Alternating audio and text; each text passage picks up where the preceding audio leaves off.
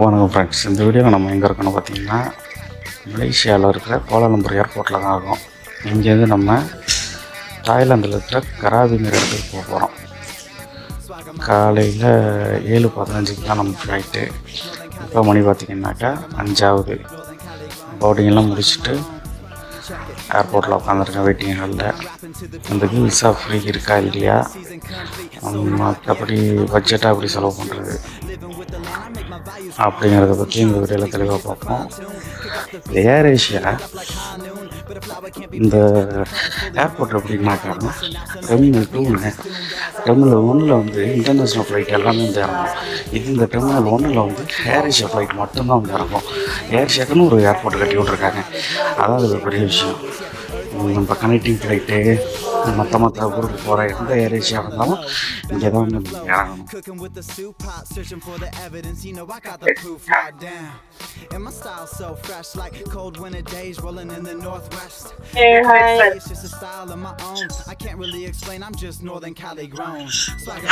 கூட்டம்ல பெரிய ஃப்ளைட்டாக தான் இருக்குது. அப்போலாம் சீட் மாற்றிடலாம். முன்னாடி போய் முதல்ல உட்காரோம் அந்த சீட்டில்.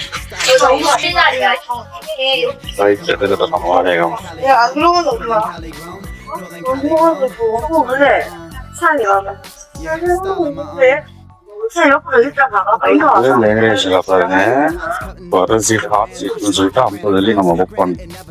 பின்னாடி வந்து 20 வெள்ளி. அதுக்கும் பின்னாடி போனீங்கன்னாக்கா 5 வெள்ளி இறங்கியிருக்கு. இதுவே கூட்டம் இல்லைனாக்கா ஃப்ரீ.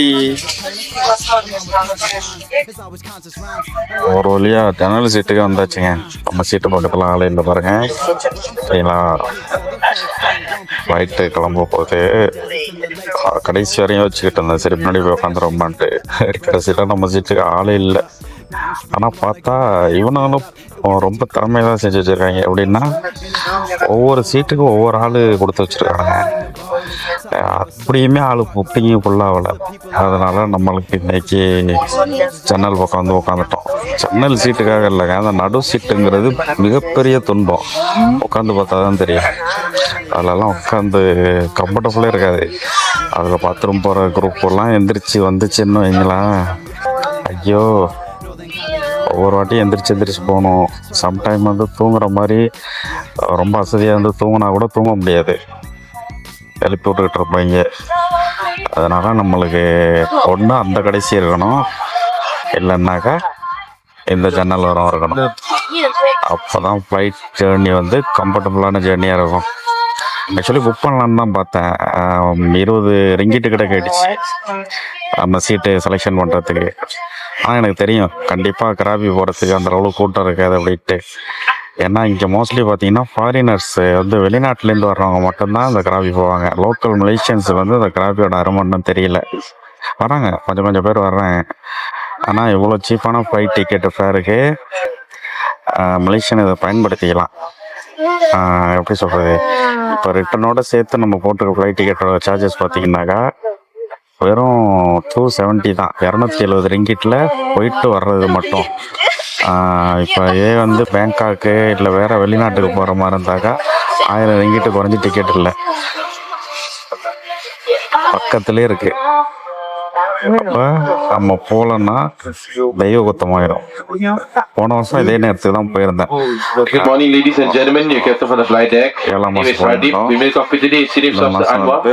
மாதம் போகிறோம். பொழுது இப்போ தான் கரெக்டாக விடிய போகுது. மணி 7 போகுது. அப்படியே சூரிய உதயத்தை பார்க்கலாம். இப்போ ஃப்ளைட்டு கிளம்பிடுச்சுனாக்கா நான் இப்போ எடுத்துட்டாங்கன்னா கரெக்டாக இருக்கும்.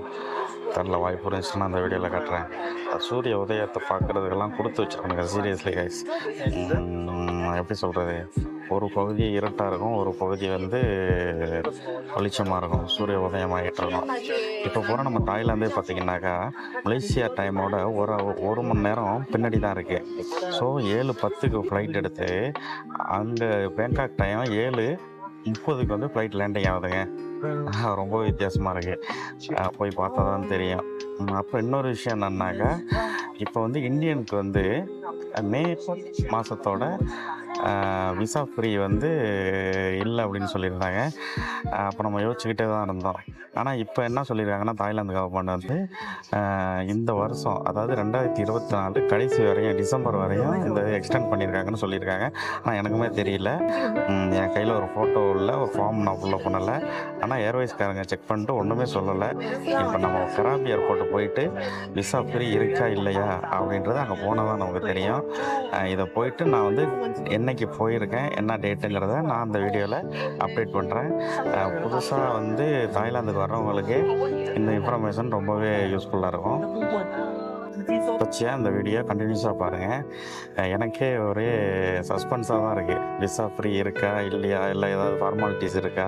ஏன்னா ஏற்கனவே லாஸ்ட் இயர் நம்ம வந்து இந்த என்ன சொல்லியிருந்தாங்கன்னாக்கா, ஒரு ஃபார்ம் ஒன்று எடுத்துகிட்டு ஃபோட்டோ ஒன்று எடுத்துருக்கணும். அதுவும் அவங்களோட சைஸ் ஒன்று கொடுத்துருப்பாங்க. அந்த ஃபோட்டோ நம்ம பிரிண்ட் பண்ணியிருக்கணும். அப்புறம் வந்து 2000 பாட்டு கட்டணும். 2000 பாட்டு வந்து விசா காஸ்ட் இருந்துச்சு. ஆனால் ஆர்டினரிவலாக இருந்தாலும் 2000 பாட்டு நம்ம கட்டுற மாதிரி இருந்துச்சு.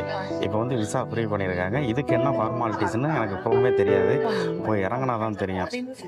இறங்கி அதுக்கு என்ன ஃபார்மாலிட்டிஸு, எப்படி எப்படிலாம் செஞ்சேன் அப்படின்றத தெளிவாக அந்த வீடியோவில் நான் சொல்கிறேன். சரியா? கண்டினியூவாக இந்த வீடியோ ஸ்கிப் பண்ணாமல் பாருங்கள். அப்போ தான் புரியும். நம்ம போயிட்டு இப்போ ஃப்ளைட்டு எடுக்க போகிறேங்க. தாய்லாந்தில் போயிட்டு மீண்டும் வீடியோவை நான் கண்டினியூ பண்ணுறேன்.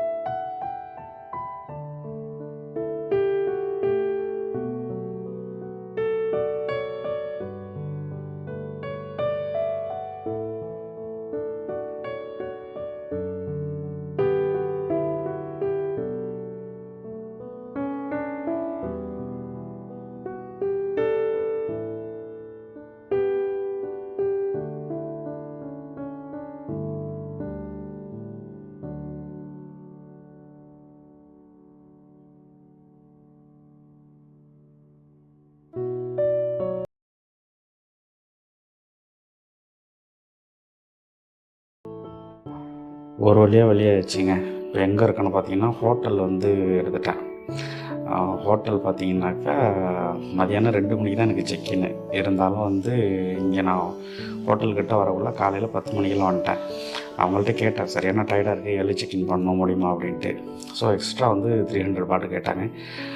அப்போ போயிட்டு நல்லா ஃப்ரெஷ்ஷாக படுத்து எழுந்திரிச்சிட்டு குளிச்சுட்டு வந்து ஒரு ரெஸ்டாரண்ட்டில் உட்காந்துருக்கேன்.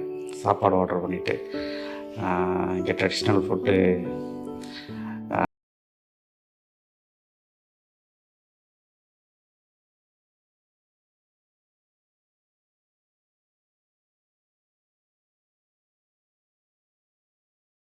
டிக்கெட்டு கண்டிப்பாக ஷோ பண்ணணும்.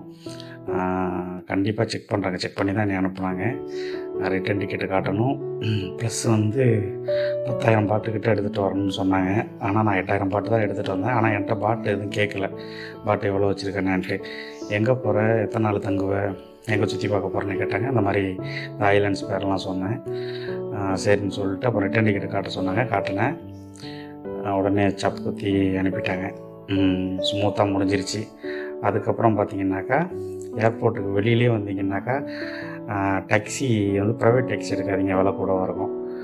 நான் வந்து 150 பாட்டு கட்டி ஷேர் டாக்ஸி மாதிரி, அதாவது ஷேர் வேனு, அதில் வந்தோம். ஒரு ஆளுக்கு 150 பாட்டு கட்டி. ஸோ நான் எடுத்ததுக்கப்புறம் பார்த்தாக்கா 100 பாட்டு கூட இருந்துச்சு. கொஞ்சம் வந்து அனலைஸ் பண்ணிவிட்டு நீங்கள் புக் பண்ணுங்கள். நான் எடுத்தோன்னே வெளியிலே இருந்துச்சுன்னு சொல்லிட்டு 150 பாட்டு கட்டினேன். அதை விட்டு வெளியானப்போ 100 பாட்டுகளாக இருந்துச்சு. இருந்தாலும் 150 பாட்டுக்கே ஒர்த்து தான். கிட்ட ஒரு 20 கிலோமீட்டர் கிட்ட அந்த டவுனுக்கு இருக்குது.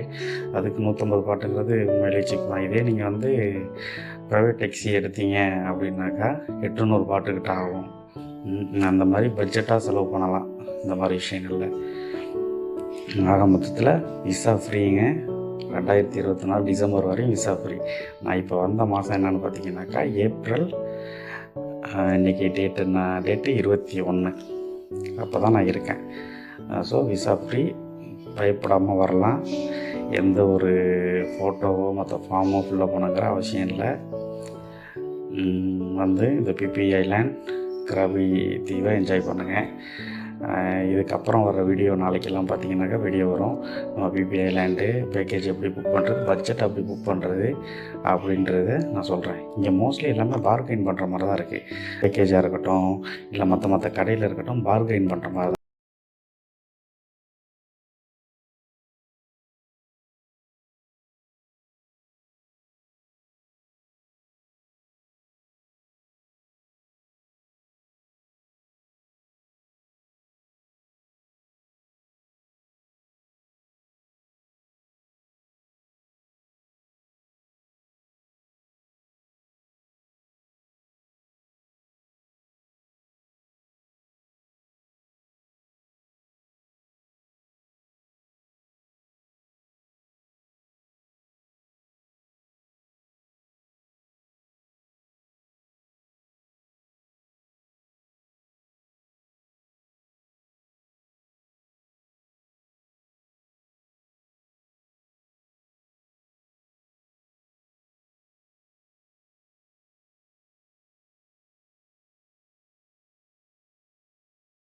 ஓகேங்க, ஒர்த்து தான். இது பார்த்தீங்கன்னாக்கா 80 பாட்டு. இது ஹோட்டலுக்கு பக்கத்தில் உள்ள கடையில் வாங்கினோம். கொஞ்சம் உள்ளே தான் இருக்குது. இதே நீங்கள் வெளியில் கொஞ்சம் ஒரு 100 மீட்டர் தள்ளி அவுட்டரில் டவுனுக்கு போனீங்கன்னாக்கா, எப்படின்னா டவுன்னா ஒன்றும் இல்லைங்க, இது ஒரு சந்துக்குள்ளே இருக்க அவ்வளோதான். இது மெயின் ரோட்டுக்கு நீங்கள் போனீங்கன்னாக்கா இதே சாப்பாடு 200 பாட்டுங்க. எங்கே விலை வித்தியாசமாக இருக்குது பாருங்கள். பேக்கேஜ் புக் பண்ணுறதுக்கு வந்திருக்காங்க. அந்த இடம் பார்த்தீங்கன்னாக்கா சீரியஸ்லி இந்த அக்கா வந்து அவ்வளோ ஒரு ஒர்த்தான ப்ரைஸ் கொடுப்பாங்க. போன வாட்டி வந்தப்போ உங்கள்கிட்ட தான் நான் புக் பண்ணேன்.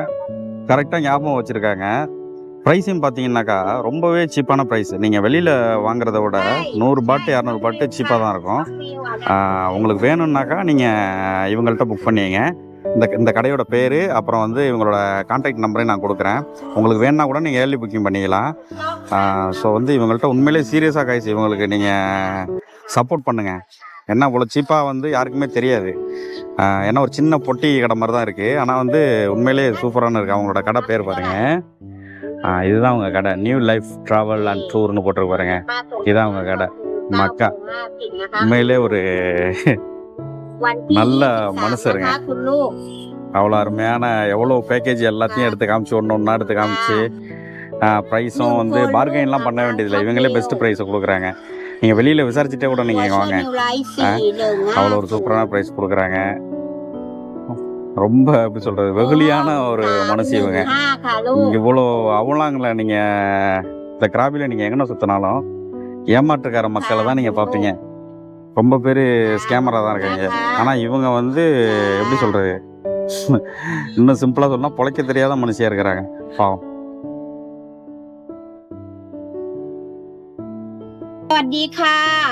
My name T. I am working New Life Travel and Tour. Today me so happy because my brown name he please come to visit me and booking trip with me. If I have agency, if I am travel agency, if I have money, I pay everything for him free. But now me only start work also. Everything happy. If he come to meet me, him don't buy any trip with me okay, because when I see him, me so happy a lot. Thank you, welcome everybody from KL, from around the world. Bye bye. பாருங்க, அக்கா உண்மையிலே வந்து எப்படி சொல்றது, ஒரு வருஷத்துக்கு முன்னாடி நம்ம பார்த்தோம், இன்னும் நம்மளை மறக்கல. அதே பேக்கேஜுங்க, அதே வேலை. ஒரு வருஷத்துல எவ்வளோ விலைவாசி ஏறிடுச்சு, எவ்வளோ மாறிடுச்சு. ஆனால் அவங்களோட விலையை பார்த்தீங்கன்னா அப்படியே தான் இருக்குது. நம்மளை ஞாபகம் வச்சுருக்காங்க. இன்னும் பெரிய ஆச்சரியமாக இருக்குது. அவங்களுக்கு கண்டிப்பாக நீங்கள் சப்போர்ட் பண்ணுங்கன்னு நீங்கள் போயிட்டு. I will lottery. I have to visit in KL one day. Mas